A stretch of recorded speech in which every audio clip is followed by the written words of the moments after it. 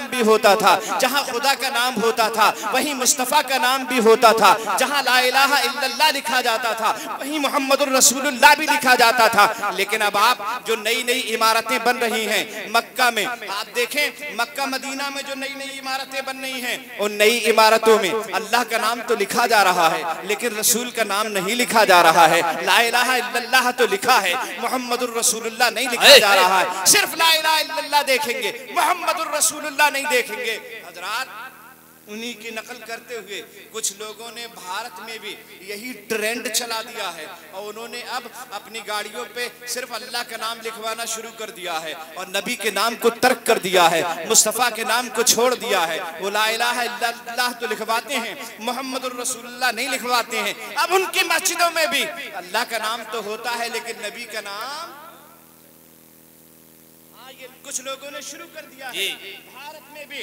लेकिन हम अल्हम्दुलिल्लाह अहले सुन्नत वल जमाअत हैं, टीटीएस टनाटन सुन्नी बरेलवी मुसलमान हैं। हम हमेशा या रसूल अल्लाह कहते रहेंगे, अपने घर के दरवाजों पे लिखवाते रहेंगे या रसूल अल्लाह, अपनी छतों पे लिखवाते रहेंगे या रसूल अल्लाह, अपने दरवाजों पे दीवारों पे लिखवाते रहेंगे या रसूल अल्लाह, नया मकान बनाएंगे तो लिखवाएंगे या रसूल अल्लाह, नई कार खरीदेंगे तो लिखवाएंगे या रसूल अल्लाह, मोटरसाइकिल खरीदेंगे तो लिखवाएंगे या रसूल अल्लाह, अपना कारखाना चलाएंगे तो लिखवाएंगे या रसूल अल्लाह, हम खुद भी कहेंगे या रसूल अल्लाह और अपने बच्चों से भी कहलवाएंगे या रसूल अल्लाह। जब तक जिंदा रहेंगे कहते रहेंगे या रसूल अल्लाह और मर जाएंगे तो औलाद से कह जाएंगे कहते रहना या रसूल अल्लाह, कहते रहना या रसूल अल्लाह। क्यों?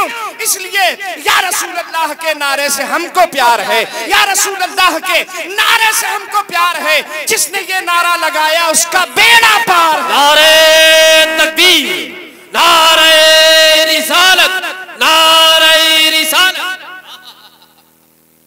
जिंदाबाद जिंदाबाद। बहुत खूब, जिंदाबाद जिंदाबाद।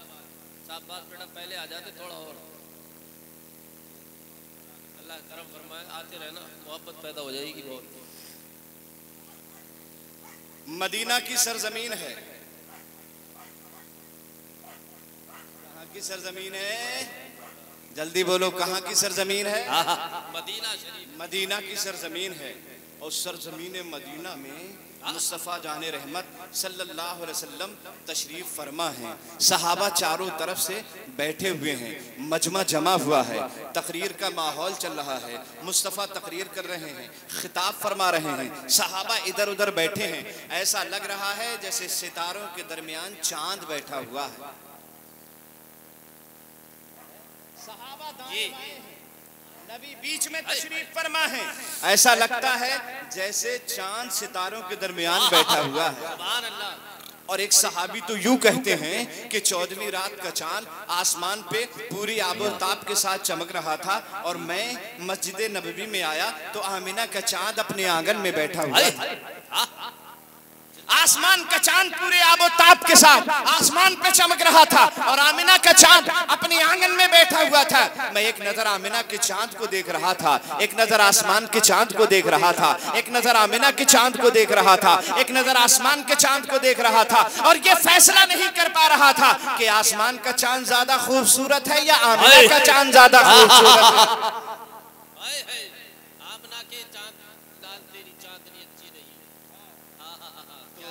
नबी ये दो जहां तशरीफ फरमा है और तकरीर चल रही है। आपने बड़ी बड़ी तकरीरें सुने होंगी, बड़े बड़े लीडरान कौम को समाअत किया होगा, अच्छे अच्छे मुकर्रिरीन की तकरीर को सुना होगा, अच्छे अच्छे खुतबा के खिताबात को आपने मुलाहजा किया होगा, बड़े बड़े नेताओं के भाषणों को आपने सुना होगा, अच्छे अच्छे मुकर्रिरों की तकरीरों को आपने सुना होगा। लेकिन कुर्बान जाइए उस तकरीर पर जिसका सुनने वाला बिलाल था और सुनाने वाला आमिना का लाल था। क्या बात है, जिंदाबाद जिंदाबाद। कुर्बान जाइए रईस मियां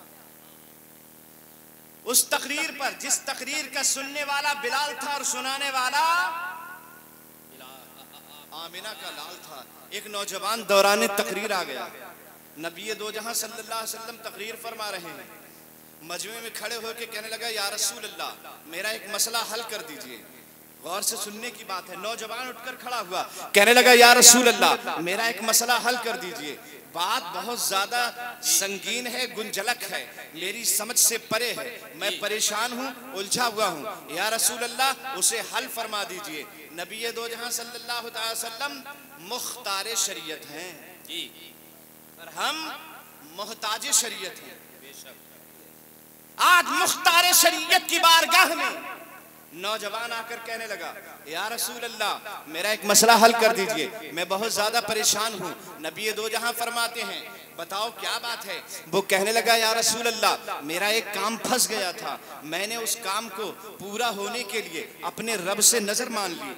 नजर जानते हो किसे कहते हैं? जब कोई काम उलझ जाता है, जब कोई मुश्किल फंस जाती है, जब कोई मामला टेढ़ा हो जाता है और दुनिया वाले उस काम को पूरा ना कर सकें, तो फिर अपने रब की बारगाह में आदमी तवज्जुह करता है और रब की बारगाह में मुतवज्जिह होकर अर्ज करता है या अल्लाह, मेरा फला काम हो जाए तो मैं फला काम करूंगा। जी जी जी, इसे कहते हैं नज़र। क्या कहते हैं? नज़र। जैसे मेरा कारोबार नहीं चल रहा है तो आदमी बावुजू हो जाए, अब वुजू करके पाक साफ बावुजू मुसल्ले पे खड़े होकर 2 रकात नमाज अदा करे, खुलूस नियत के साथ। नमाज 2 पढ़ने के बाद रब की बारगाह में अर्ज करे या अल्लाह, बहुत दिन हो गए कारोबार अच्छा नहीं चलता, मैं तेरी बारगाह में ये नजर मानता हूँ, अगर मेरा कारोबार अच्छा चल गया और मेरा काम अच्छा चल जाए तो मैं तेरी रजा के लिए 2 रोजे रखूंगा, ये 1 रोजा रखूंगा, ये 4 रोजा रखूंगा या 5 रोजा रखूंगा, जितनी हिम्मत हो उतना रोजा वगैरह। या अल्लाह, अगर मेरा फना काम हो जाए तो मैं इतनी रकत नमाज तेरी बारगाह में अदा करूंगा। ये कहते हैं इसको नजर। क्या कहते हैं? जल्दी बोलो, क्या कहते हैं? नजर। नजर 2 तरह की होती है, एक नजर शरई होती है और एक नजर उर्फी होती है। जिस तरह से रब की बारगाह में ये अर्ज किया जाता है या अल्लाह, फला काम मेरा अगर हो गया तो इतना रोजा रखूंगा, इतनी नमाजें पढ़ूंगा, काबे का तवाफ करूंगा, फला काम करूंगा, ऐसे ही नजर उर्फी होती है। और नजर उर्फी ये है, छोटे बड़े सरकार की बारगाह में जाके खड़े हो गए, हुजूर बड़े सरकार साहब, मेरा फला काम नहीं होता, घर में दुल्हन आई इतना दिन हो गया, बच्चा नहीं हो रहा है, बड़े सरकार मेरी दुल्हन को बच्चा अगर हो जाएगा तो आपकी बारगाह में आकर एक देग पकाऊंगा, गरीबों को खाना खिलाऊंगा। ये नजर उर्फी। क्या है ये? नजर उर्फी। इमाम जाफर सादिक, मेरा फला काम नहीं होता, अगर मेरा फला काम हो गया तो मैं कूड़े की नियाज दिलाऊंगा। हुजूर गौसे आजम, मेरा फला काम अटक गया है, अगर वो काम मेरा हो जाए तो मैं या गौसे आजम आपके नाम की बिरयानी पका करके मुसलमानों को खिलाऊंगा, आपके मुरीदों को खिलाऊंगा। यह है नजर उर्फी। अल्हम्दुलिल्लाह हमारे यहाँ दोनों जायज हैं। वहाबी नजर उर्फी को हराम कहते हैं, अल्हम्दुलिल्लाह बरेली वाले नजर शरई को भी जायज कहते हैं, नजर उर्फी को भी जायज कहते हैं। बात समझ में आ रही है? तो एक नौजवान खड़ा हुआ, कहने लगा या रसूल अल्लाह, मैंने एक नजर मानी थी, मेरा फला काम अगर हो जाए तो मैं काबे की चौखट को बोसा दूंगा, मैं काबे की चौखट चूमूंगा, ऐसे काबे की चौखट चूमूंगा अगर मेरा फला काम हो जाए। सरकार फरमाते तब क्या हुआ? कहने लगा या रसूल अल्लाह, मेरा काम तो हो गया, मेरा काम तो हो गया। हुजूर फरमाते अगर काम हो गया तो जाओ काबे की चौखट चूम लो और अपनी नजर पूरी करो, जो तुमने मन्नत मानी थी वो मन्नत अपनी पूरी कर दो। अर्ज करने लगा या रसूल अल्लाह, मदीना में रहता हूँ, अब काबा मक्का शरीफ में है, 600 किलोमीटर दूर है। या रसूल अल्लाह, इतनी दूर मैं जाने की इस्तिताअत नहीं रखता, इतनी दूर नहीं जा पाऊंगा, काबा 600 किलोमीटर दूर है मदीना से, मैं नहीं जा पाऊंगा। या रसूल अल्लाह, कोई तरकीब बता दें। हुजूर फरमाते हैं अगर सवारी से नहीं, अगर पैदल नहीं जा सकता तो सवारी से चला जा, सवारी के जरिए जाओ। कहा या रसूल अल्लाह, गरीब हूँ, कल्लाच हूँ, मेरे पास दौलत नहीं, पैसा नहीं है, मैं सवारी की इस्तिताअत नहीं रखता हूँ, सवारी के लायक मेरे पास पैसा नहीं है, मैं सवारी से भी नहीं जा सकता हूँ। अब आप देखें मुख्तार शरीयत कैसे होता है। उसने क्या नजर मानी थी? काबे की चौखट चूमूंगा अगर फला काम हो जाए, और वो काम हो गया। नबी फरमाते चूम ले काबे की चौखट। कहा या रसूलुल्लाह, जा नहीं सकता, पैदल नहीं जा सकता तो सवारी से चला जा। या रसूलुल्लाह, सवारी का पैसा नहीं है, किराया का पैसा नहीं है, नहीं जा सकता। आका फरमाते हैं अगर पैदल पैदल भी नहीं जा सकता, सवारी से भी नहीं जा सकता, तो जा अपने घर चला जा, अपनी माँ के कदमों को चूम लेना, काबा चूमने की मन्नत पूरी हो जाएगी। क्या बात है, जिंदाबाद जिंदाबाद, बहुत ही खूब, सुभान अल्लाह सुभान अल्लाह भाई, बहुत अच्छी बात कही, मौजू कड़ी तोड़ दी। नारे तकबीर, भैया मेरे मिस कॉल क्यों मार रहे हो, नारा लगाओ तो पूरा लगाओ, अगर आवाज है आवाज नहीं है गूंगे हो तो मत बोलो। नारे तकबीर, नारे रिसालत, वालिदैन की अजमत, वालिदैन का मकाम, मुफ्ती मुशर्रफ हुसैन साहब, नारे तकबीर। ये नबी का फरमान है, नबी का, किसी ऐसे वैसे की बात नहीं है। मेराज में अपने माथे की आंखों से रब का दीदार करके जो आया उसकी बात है, किसी दुनियादार की बात नहीं है, अहमद मुख्तार की बात है। इसलिए कि गांव का चौधरी बोलता है तो बात होती है, अमीर बोलता है तो बात होती है, मालदार बोलता है तो बात होती है, सरमायादार बोलता है तो बात होती है, इज्जतदार बोलता है तो बात होती है, करखनदार बोलता है तो बात होती है, जमींदार बोलता है तो बात होती है, नेता अभिनेता बोलता है तो बात होती है, एमएलए एमपी बोलता है तो बात होती है, वजीर मंत्री बोलता है तो बात होती है, लेकिन मेरा नबी जब बोलता है तो हदीसे पाक होती है। क्या बात है, वाह समझदार, क्या बात है, जिंदाबाद जिंदाबाद। आका फरमाते हैं अगर पैदल नहीं जा सकता सवारी से चला जा, सवारी से नहीं जा सकता तो अपने घर चला जा, माँ का कदम चूम लेना, काबा की चौखट चूमने की मन्नत पूरी हो जाए। आप नबी दो जहां के जुमलों को देखें, एक लम्हे में मेरे आका ने माँ के कदमों को काबे की चौखट से मिला दिया। एक लम्हे में काबे की माँ का कदम और काबे की चौखट एक लम्हे में एक हैसियत की हो गई। माँ की अजमत का मकाम और उसका अंदाजा कोई लगा सकता है? हमेशा याद रखना, माँ के कदम के नीचे माँ के कदम के नीचे जन्नत है। यह हदीस शरीफ है ना, इन्नल जन्नता तहता अक़दामे उम्महातिकुम, बेशक जन्नत तुम्हारी माँ के कदमों के नीचे है।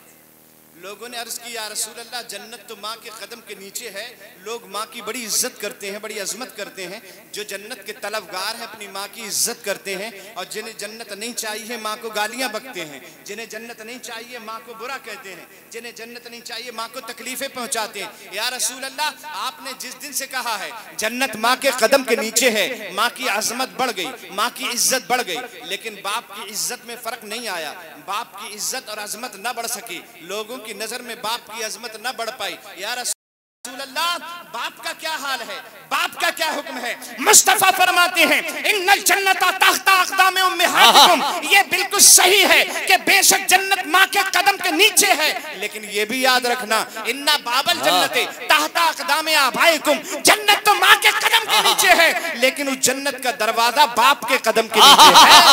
क्या बात है, जिंदाबाद जिंदाबाद जिंदाबाद जिंदाबाद जिंदाबाद, वाह वाह वाह, बाप के कदम भाई, जिंदाबाद जिंदाबाद। में जाना चाहता है माँ के कदम को चूम ले, जो जन्नत में जाना चाहता है बाप के कदम को चूम ले। बाप राजी नहीं रहा तो जन्नत नहीं मिलेगी, माँ राजी नहीं हुई तो जन्नत भी जी नहीं मिलेगी। लिहाजा दोनों को राजी रखना जरूरी, जल्दी बोलो, जरूरी है। बहुत अच्छी, बहुत लाजवाब। हाँ जिंदाबाद। बाप भी इज्जत का हकदार है बराबर का, माँ भी बराबर की हकदार है, और यूं कहिए कि हुकूक तो माँ के ज्यादा हैं, लेकिन फजीलत में बाप ही बड़ा है।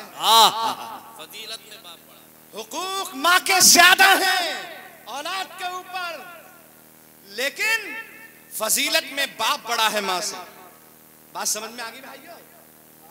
तो माँ की इज्जत भी जरूरी है और बाप की इज्जत भी जरूरी है। नबी ने फरमाया जन्नत माँ के कदम के नीचे है, ये नहीं फरमाया माँ अगर कारिया हो तो जन्नत माँ के कदम के नीचे है, माँ अगर आलिमा हो तो जन्नत माँ के कदम के नीचे है, माँ अगर मुफ्तिया हो तो जन्नत माँ के कदम के नीचे है। ये नहीं कहा माँ नमाजी हो तो फिर जन्नत माँ के कदम के नीचे है, माँ तहज्जुद गुजार हो तब जन्नत माँ के कदम के नीचे है। ये नहीं मेरे आका ने फरमाया माँ तिलावत कुरान करती हो तब जन्नत माँ के कदम के नीचे है। ये नहीं कहा तहज्जुद पढ़ती हो तब जन्नत कदम माँ के कदम के नीचे है। ये आका ने नहीं फरमाया, बल्कि इसका मतलब ये होता है माँ कितनी ही गुनाहगार हो, माँ कितनी ही सियाकार हो, माँ कितनी ही बेनमाजी हो, लेकिन हर औलाद के लिए जन्नत उसी के कदमों के नीचे है। क्या बात है, बहुत अच्छे, वाह वाह वाह, ये बात भी साफ हो गई। कुछ लोग कहते हैं कि माँ माँ होना चाहिए, ये साफ हो गई, लेकिन मर्तबा मर्तबा है। सुभान अल्लाह। माँ कितनी ही गुनाहगार क्यों ना हो, बेनमाजी क्यों ना हो, लेकिन जन्नत औलाद के लिए माँ के कदम के नीचे ही है। क्या बात है, नहीं है? बात समझ में आ रही है भाई? तो नौजवान कहने लगा या रसूल अल्लाह मसला हल कर दीजिए। आका फरमाते मसला तो हल हो गया, जा अपने घर चला जा, माँ का कदम चूम लेना, काबा का दरवाजा चूमने की मन्नत पूरी हो जाएगी। इससे एक बात और समझ में आई इससे कि माँ का कदम चूमना जायज है। जायज है, बात समझ रहे हैं? फरमाया। चूमने के दो तरीके हैं, एक तो ये है कि अपनी हथेलियां या अपनी उंगलियां माँ के कदमों पे ऐसे लगाए और ऐसे चूम ले और आंखों से लगा ले, एक तरीका ये है। और एक ये है डायरेक्ट अपना होठ माँ के कदम को चूम ले, माँ के ऊपरी कदम को भी चूम सकता है, ये भी जायज है। और माँ के कदम के नीचे का हिस्सा जिसे तलवा कहते हैं उसे भी चूमना जायज है। माँ अगर खड़ी हुई है या पैर उसका जमीन पे रखा है तो ऊपर का हिस्सा चूमना जायज है, और अगर लेटी हुई है तो उसका तलवा चूमना भी जायज है। और जैसे माँ का कदम चूमना जायज है वैसे ही बाप का कदम चूमना भी जायज है। और एक पीर है दुनिया में जिसका कदम चूमना जायज है, बस इन तीन के अलावा किसी का कदम चूमना इस्लाम में जायज नहीं। इन तीन के अलावा किसी का कदम नहीं चूमा जाएगा। चूमते वो कोई और हैं, है नहीं है? जिनके यहाँ चूमा जाता होगा वो चूमे, हमारे यहाँ तीन के अलावा किसी को नहीं चूमा जा सकता, क्योंकि कंकर वाले और न पत्थर वाले कंकर वाले और न पत्थर वाले हैं, हीरे मोती और नगीने वाले हैं। हम क्या जाने लंदन और अमेरिका को, हट बाजू हम लोग मदीने वाले हैं। बहुत अच्छे वाहिद भाई। बहरहाल आका फरमाते हैं कि जा अपने घर चला जा, माँ का कदम चूम ले, काबे की चौखट चूमने की मन्नत और नजर पूरी हो जाएगी। उसकी आंखें छलक पड़ी, रोने लगा, आंख में आंसू आ गए। अब आप देखें मुताहिर साहब, जी अता, उसकी आंख में जी आंसू आ गए, आंखें छलक पड़ी नौजवान की। आका फरमाते हैं सोल्यूशन मिल चुका है, तेरे मसले का हल हो गया है, मुद्दा तुझे मिल चुका है, जा अपने घर चला जा, माँ का कदम चूम ले, काबा का दरवाजा चूमने की मन्नत पूरी हो जाएगी। वो रोने लगा और रोकर आका फरमाते रो क्यों रहा है? अर्ज करने लगा या रसूलल्लाह मेरी माँ का इंतकाल हो गया। इंतकाल, अल्लाह, मेरी माँ का इंतकाल हो गया, मेरी माँ मर गई। बड़े खुश नसीब हैं वो लोग जिनकी माएँ अभी जिंदा हैं, वो अपनी माओं की इज्जत करके जन्नत को राजी कर लें। तड़पते रह जाएंगे उस रोज आप जब आपकी माँ दुनिया से चली जाएगी, और जाना तो सभी को है। फिर अफसोस होगा कि हाय हमने अपनी माँ को नाराज करके दुनिया से भेजा है, अब हमारा क्या बनेगा, हम नबी को क्या मुंह दिखाएंगे, हमने अपने बाप को नाराज किया है, बाप तब दुनिया से चले गए, अब हमारा क्या कयामत में बनेगा। आका के सामने रोने लगा नौजवान, कहने लगा या रसूल अल्लाह मेरी माँ इंतकाल कर गई है। आकाए दो जहां फरमाते हैं अच्छा अगर तेरी माँ इंतकाल कर गई तब भी कोई बात नहीं, हम तो मुख्तार शरीयत हैं, हमारे यहाँ तो हर मसले का जवाब है। माँ अगर इंतकाल कर गई तो कोई बात नहीं, जा कब्रिस्तान चला जा, माँ की कब्र पे जाना, कदमों की तरफ से चूम लेना, काबा चूमने की मन्नत पूरी हो जाए। क्या बात है, वाह जिंदाबाद। अरे जब गुनाहगार माँ के कदम को चूमना जायज है तो ख्वाजा गरीब नवाज की कब्र को चूमना जायज क्यों नहीं? उनकी चौखट को चूमना जायज क्यों नहीं? बड़े सरकार की चौखट को चूमना हराम कैसे हो सकता? अरे जब गुनाहगार माँ की कब्र चूमना जायज है जी, तो आला हजरत के मजार की चौखट चूमना हराम कैसे हो जाएगा? जी है नहीं है? सरकार फरमाते जा कब्रिस्तान चला जा, माँ की कब्र पे चला जाना, कदम की तरफ से बोसा दे देना, काबा चूमने की मन्नत पूरी हो जाएगी। और जोर से रो पड़ा। आका फरमाते हैं मसले का हल हो गया, रोता क्यों है?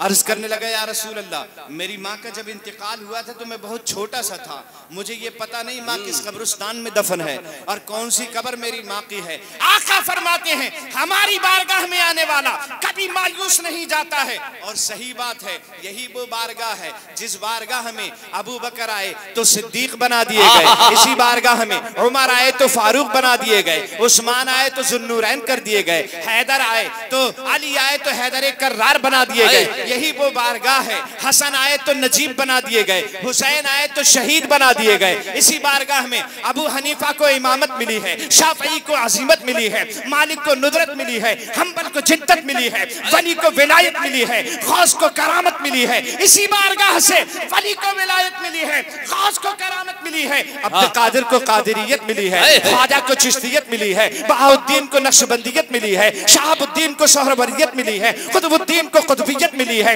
निजामुद्दीन को निजामत मिली है, फरीदुद्दीन को फर्दियत मिली है, बरकतुल्लाह को बरकत मिली है, रज़ा को रज़बियत मिली है, मुफ्ती आज़म को फतवा मिला है, बरेली वालों को तकवा मिला। नारे तकबीर, नारे रिसालत, नारे गौसिया, सुन्नते मुस्तफा कॉन्फ्रेंस, ख्वाजा का हिंदुस्तान। नौजवान कहने लगा या रसूल अल्लाह मुझे तो पता नहीं मेरी माँ किस कब्रिस्तान में दफन है और उसकी कब्र कौन सी है। रो रहा है। आप फरमाते परेशान ना हो, अपने घर चला जा और घर जाकर के अपने आंगन में खड़ा हो जाना, एक लकीर खींच लेना, माँ की कब्र तसव्वुर कर लेना, कदमों की तरफ से चूम लेना, काबा चूमने की मन्नत पूरी हो जाएगी। इसलिए आला हजरत फरमाते हैं वाह क्या जूदो करम है शहे बतहा तेरा, वाह क्या जूदो करम है शहे बतहा तेरा, नहीं सुनता ही नहीं मांगने वाला तेरा, नहीं सुनता ही नहीं, नहीं सुनता ही मांगने वाला तेरा। अल्हम्दुलिल्लाह हम बुजुर्गों के मानने वाले हैं, बुजुर्गों के चाहने वाले हैं और ये गौसे आजम के दीवाने यहाँ से वहां तक बैठे हुए हैं। हजरात इसी हिंदुस्तान की बात है और इसी हिंदुस्तान में आप देखें लाहौर के इलाके के, जम्मू कश्मीर का इलाका, लाहौर का इलाका उन दिनों रंजीत के जेरे असर था। महाराजा रंजीत सिंह एक राजा गुजरा है जिसकी हुकूमत उधर हुआ करती थी। ये तकरीबन 1848 की बात है। 1848 में जनाब मुताहिर साहब, ये रंजीत की कचहरी भी वहां लगती थी, उसी जमाने की बात है। एक मुकदमा रंजीत की कचहरी में आ गया और रंजीत की कचहरी में जब मुकदमा आया तो वो सुनो मुकदमा क्या था, आप अंदाजा तो लगाइए। वो मुकदमा ये था, एक आदमी और एक औरत, एक बीवी और एक शौहर, इनके ऊपर केस था और मर्डर का केस इनके ऊपर लग गया, इनके ऊपर कत्ल का इल्जाम लग गया। हजरात इन दोनों को गिरफ्तार करके लाया गया और गिरफ्तार किस बुनियाद पे करके लाया गया?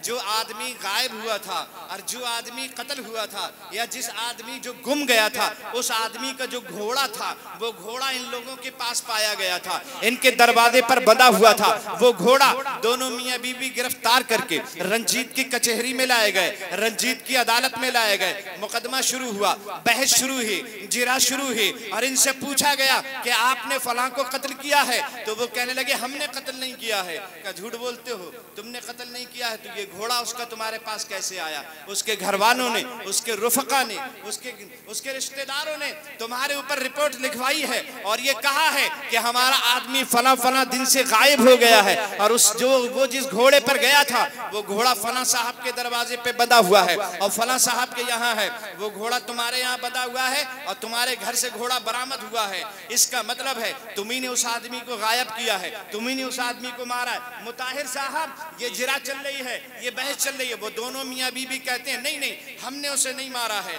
कहा तो किसने मारा है? कहा हमको ये पता नहीं किसने मारा। कहा नहीं तुम्हें बताना पड़ेगा किसने मारा है।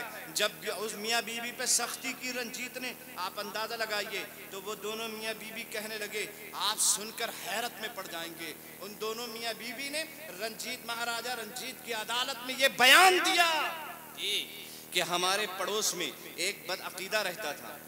वो औरत बयान कर रही है, एक बदअकीदा रहता था। अब वो बदअकीदा जो है वो बड़ा बदअकीदा तो बदअकीदा ही होता है और दाहिनी तरफ हमारे एक अहले सुन्नत वल जमात रहता था, बुजुर्गों का मानने वाला रहता था। अब बुजुर्गों का मानने वाला जो था सुन्नी, उसकी बीबी से मेरे अच्छे ताल्लुकात थे। चूंकि वो मेरी पड़ोसन थी इसलिए उससे अच्छे ताल्लुकात थे। मैं कभी कभी उसके यहाँ जाया करती थी, अब वो मेरे यहाँ कभी कभी आती थी और मुझको दीन की बातें बताती रहती थी। उन्हीं बातों में सबसे ज्यादा वो तस्करा करती थी। वो बगदाद के किसी बड़े पीर का तस्करा करती थी, बगदाद के गौसे आजम का जिक्र किया करती थी और कहती थी कि बिगड़े हुए काम गौसे आजम बना देते हैं, मुसीबत में गौसे आजम काम आते हैं। और जब उन्हें पुकारा जाता है तो दुनिया के किसी हिस्से में हो, अगर आपने मदद के लिए उन्हें पुकार लिया है तो गौसे आजम वही मदद करने आ जाते हैं हजरात। और ये गौसे आजम खुद फरमाते हैं, अगर मेरा चाहने वाला जंगल में सफर कर रहा है, मैं पश्चिम में हूँ, पूरब में सफर करने वाला मेरा चाहने वाला जंगल में उसके ऊपर शेर बबर हमला आवर होना चाहता है, अगर शेर बबर का हमला होते वक्त उसने जोर से कह दिया, चिल्लाया और पुकारा या गौसे आदम अल मदद, अगर उसने या गौसे आदम अल मदद का नारा लगा दिया तो गौसे आदम फरमाते हैं शेर बबर तो बाद में हमला करेगा, पहले मैं उसकी मदद करने पहुंच जाऊंगा। क्या बात है, जिंदाबाद।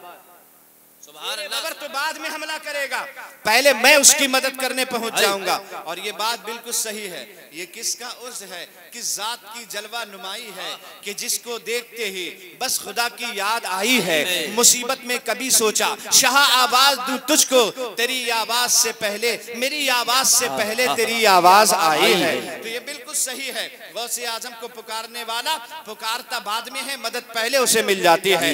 वो औरत बयान करती है कि वो बदअकीदा एक रोज छत पे चढ़ा अपने घर की और अचानक मेरे घर पे उसकी नजर पड़ी और मैं उससे नजर आ गई और वो मेरे हुस्न पे फरेफ्ता हो गया। बात बिल्कुल यूं ही थी, बदअकीदा की नजर जैसे ही इस गैर मुस्लिम औरत पर पड़ी, हजरात गिरामी इसको देखकर इसके हुस्न पे फरेफ्ता हो गया और तरह तरह की तदबीरें बनाने लगा, किसी तरह से इससे तकमील ख्वाहिशात हो जाए, किसी तरह से इससे मेरा मिलन हो जाए और उसकी तरकीबें निकालने लगा। उसी दिन से इस फिराक में इस फिक्र में रहने लगा, किसी तरह से मुझे अपनी हविस का निशाना इस औरत को बनाना है। हजरात कोशिशों तो बहुत की लेकिन नाकाम न हो सका। एक दिन क्या देखता है, ये मियाँ बीबी दोनों तैयार होकर कहीं जाने के लिए अपने घर से निकल पड़े और जैसे ही अपने घर से निकले तो ये बदअकीदा भी अपना घोड़ा लेकर निकल पड़ा। पहले सवारियां ज्यादा न होती थी इसलिए ये दोनों पैदल जा रहे थे और ये बदअकीदा घोड़े से पीछे पीछे चल दिया और ये सफर करते हुए जब जंगल में पहुंचे तो ये भी पीछे से घोड़ा लेकर पहुंच गया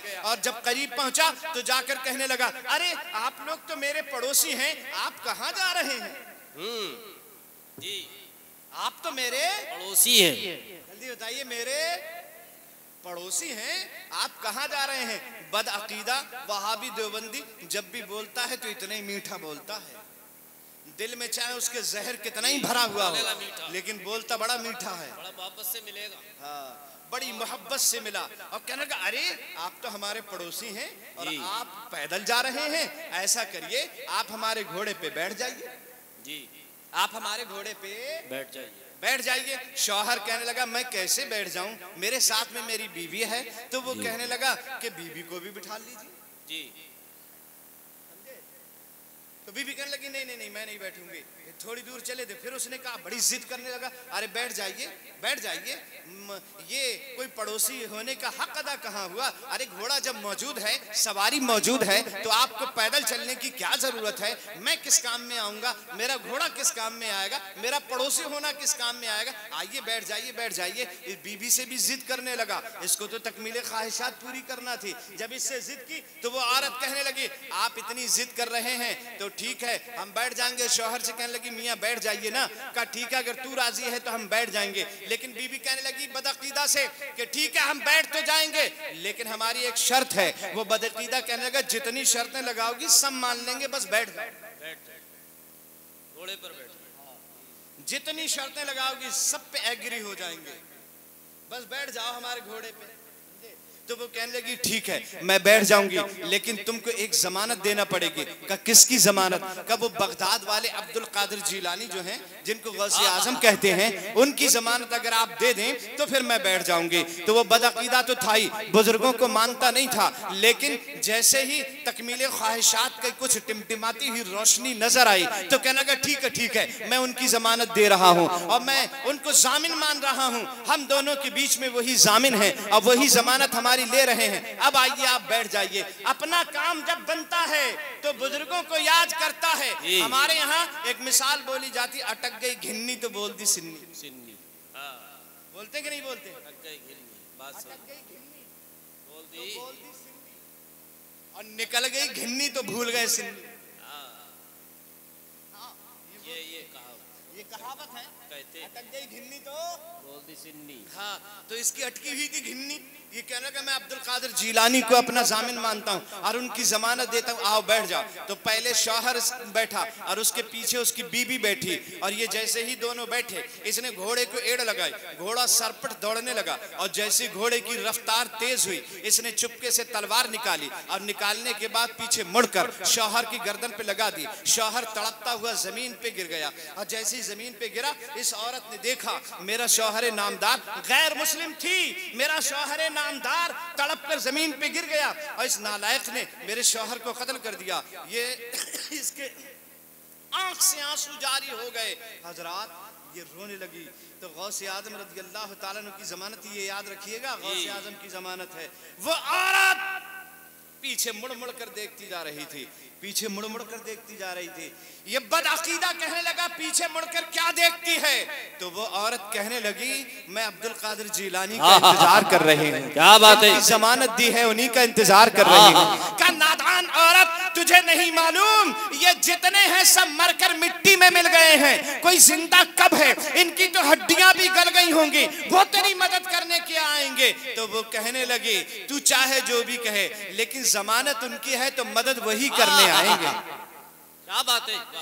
जमानत अगर उनकी है तो मदद करने भी वही आएंगे।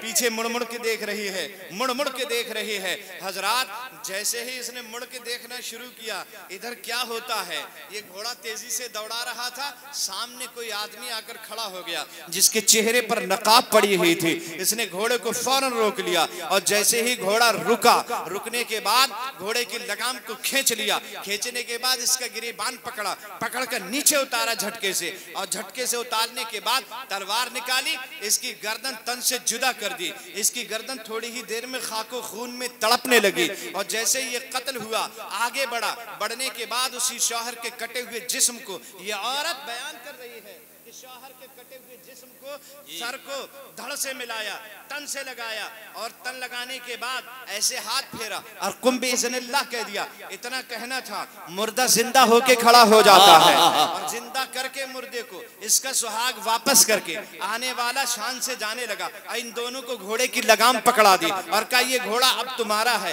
आप अंदाजा लगाइए, घोड़ा दे दिया, ये ले जाइए, ये तुम्हारा है, तुम ले जाओ, इसको तुम इस्तेमाल करना। हजरात गिरामी, जैसे ही ये जाने लगा, सुहाग वापस करने के बाद, मुर्दे को जिंदा करने के बाद जब जाने लगा तो दोनों मियां बीवी आगे बढ़े, कदमों में गिर गए, और ये कहने लगे अगर कोई पूछेगा, सवाल करेगा कि मेरे सुहाग को किसने लौटाया है, मुर्दे को किसने जिंदा किया है, इसको किसने हयात अता की है, तो हम क्या जवाब देंगे? आप अपना नाम बता दीजिए, अपना चेहरा दिखा दीजिए। तो आने वाले ने इरशाद फरमाया था, चेहरे से नकाब उठाया था। उस औरत की हैरत की इंतहा न रही, जब चेहरे से नकाब उठा तो सामने अब्दुल कादिर जीलानी मुस्कुरा रहे थे, और अब्दुल कादिर फरमा रहे थे जिसकी जमानत दी है उसी को नहीं पहचानती हो। क्या बात है? नारे तकबीर, नारे रिसालत, नारे गौसिया, फैज़े गौसे आजम, जश्ने गौसे आजम। क्या बात, जिंदाबाद जिंदाबाद, बहुत अच्छा। ये हुजूर गौसे आजम रज़ी अल्लाह ताला, बस हो गया, आप जरा हाजत से जा रहे हैं, बस तकरीर हमारी खत्म होने वाली है। वाहिद अंसारी साहब की नात होगी, और ये अभी 2 मिनट के बाद हाजत से वापस आ रहे हैं। जरा मचल के कह दीजिए सुभान अल्लाह। अल्हम्दुलिल्लाह हम बुजुर्गों के मानने वाले हैं और बुजुर्गों के तस्करे करते हैं और बुजुर्गों के तस्करे इंशाअल्लाह होते ही रहेंगे। लेकिन याद रखना, इज्जत हर बुजुर्ग की हम करना जानते हैं और करते भी हैं, लेकिन अल्लाह ताला उसी को अजमत अता फरमाता है जो दीन का ज्यादा काम करता है। जी जी, जो दीन का ज्यादा काम करता है। अगर किसी ने कहा नबी मुर्दा है, अगर किसी ने कह दिया, एतराज कर दिया नबी मुर्दा है, तो जो जवाब देगा, जो ऐसे लोगों को खामोश करेगा, उसी की इज्जत की जाएगी। बरेली से आवाज आई, तू जिंदा है वल्ला, तू जिंदा है वल्ला, मेरी चश्मे आलम से छुप जाने वाले।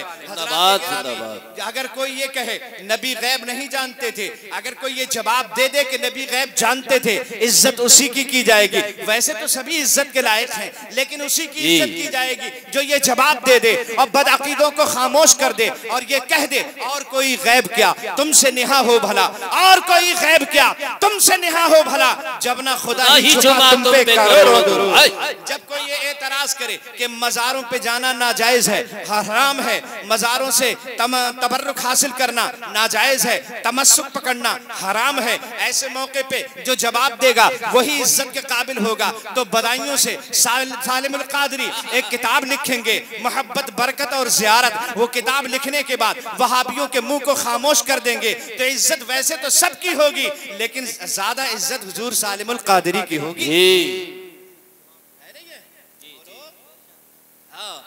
अगर कोई ये कहे कि अली और माविया में जो जंग हुई है, उस जंग के बारे में तुम्हारा क्या कहना है? सैयदा आयशा और अली शेर खुदा में जो जंग हुई है, इसके बारे में तुम्हारा क्या ख्याल है? ये एतराज अगर कोई करे, इसका जवाब जो दे देगा उसी की हम इज्जत ज्यादा करेंगे। बदायूं से शहीद बगदाद हजरत उसैदुल हक कादरी बगदादी अजहरी जवाब देंगे और लिखेंगे कि वो बुजुर्ग हैं और वो दोनों काबिल इज्जत शख्सियत हैं। बड़ों के मुशाजरात में हमें नहीं पढ़ना चाहिए, हमारे लिए दोनों इज्जत के काबिल हैं, हम दोनों की इज्जत करेंगे। सैयदा आयशा भी इज्जत के लायक हैं, अली शेर खुदा भी इज्जत के लायक हैं। जो ये जवाब देगा हम उसी को अपना मानते हैं। हम शहीद बगदाद को अपना मानेंगे क्योंकि शहीद बगदाद ने जवाब दिया है। जी यही बात है। सालिमुल कादरी को अपना मानेंगे क्योंकि मोहब्बत बरकत और ज़ियारत नामी किताब लिखकर उन्होंने जवाब दिया है। ताजुश शरिया को मानेंगे क्योंकि उन्होंने तस्वीर का शरई हुक्म लिखकर लोगों को जवाब दिया है। आला हजरत को मानेंगे क्योंकि उन्होंने दीन की अजमत को बचाया। यही बात है नहीं है? तो जिसकी ज्यादा इज्जत होगी हजरात, उसने दीन का कुछ काम तो जरूर किया होगा, तभी तो इज्जत ज्यादा होती है। हमारी इतनी इज्जत क्यों नहीं होती? आपकी इतनी इज्जत क्यों नहीं होती? क्योंकि हमने दीन का कोई काम ही नहीं किया, और जिसने किया उसकी इज्जत हो रही है। अल्लाह ताला उन सब की इज्जत के सदक़े में हमें भी इज्जत अता फरमाए। गौसे आजम का तज़किरा ये दूल्हा मियाँ के वालिद साहब ने कहा था। हजरत एक वाक़या आपने पहले कभी सुनाया था, वो वाक़या हमें सुना दीजिए। बस वो वाक़या सुना के हम खत्म करना चाहते हैं। जरा एक मर्तबा और मचल के कह दें सुभान अल्लाह। सुभान अल्लाह। एक मर्तबा गुलबर्गा शरीफ में, अच्छा गुलबर्गा शरीफ में, जी गुलबर्गा शरीफ में एक बुजुर्ग हैं, उनका नाम है हजरत बंदा नवाज गेसू दराज। जी बहुत अच्छा वाक़या है। गेसू दराज बंदा, मुझसे फरमाइश की गई है कि बंदा नवाज गेसू दराज उन बुजुर्ग का नाम है और उनका मज़ार वहाँ मरज़े खलाइक बना हुआ है। आप भी कभी हाज़िरी देने जाइएगा, बहुत मज़ा आता है और बड़े मुस्तजाबुद दावात बुजुर्ग हैं। उनकी खानकाह में दुआएं कबूल हो जाती हैं, दिल से मांगी हुई दुआएं वहाँ कबूल हो जाती हैं, और हर अल्लाह वाला जहाँ रहता है उसकी खानकाह में दुआएं वाकई कबूल हो जाती हैं। जहाँ